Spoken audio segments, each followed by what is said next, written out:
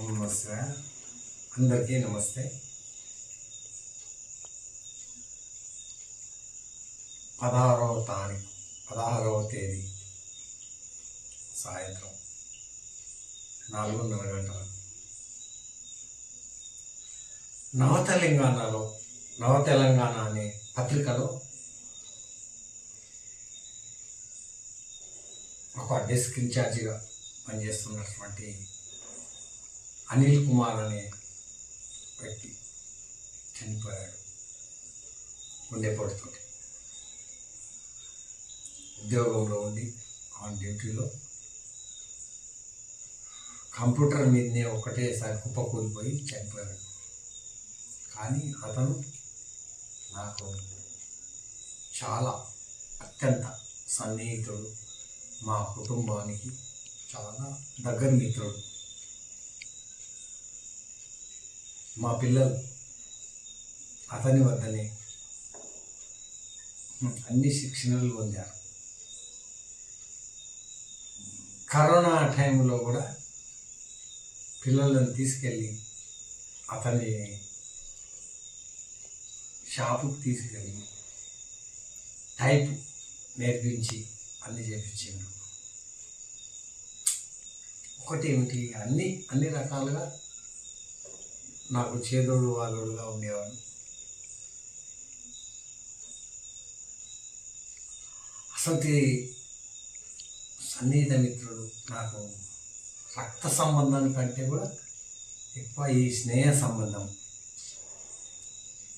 ప్రతి వారం లేదా 15 రోజులు, 15 రోజులు లేదా నెల రోజులకు ఒకసారి ఖచ్చితంగా మా ఇంటికి వచ్చేవాడు.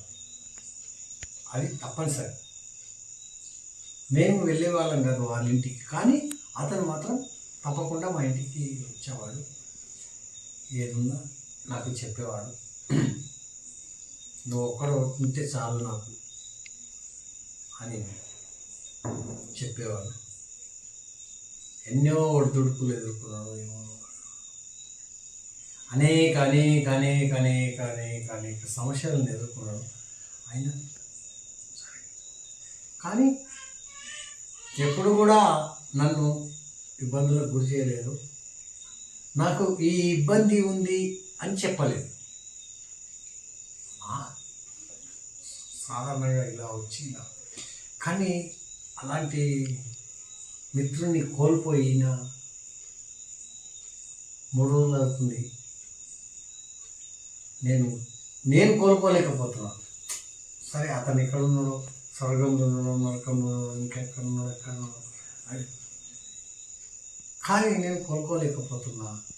3 రోజులు అయింది, ముద్ద పోవట్లేదు. కానీ నా స్నేహితుని కోసం ఒక చిన్నది, ఒక చరణం అతనికి అంకితం ఇస్తున్నా. దయచేసి నా సబ్స్క్రైబర్స్ ఎవరు కూడా తప్పుగా భావించవద్దు. నా స్నేహితుని కోసం ఇంతకంటే ఇక్కడ నేను ఏం చేయలేను. అవన్నీ కార్యక్రమాలన్నీ చేసినాము, అది వేరే. కానీ నేనేం చేయలేను, నాతోటి ఏమీ కాదు. స్నేహితుడా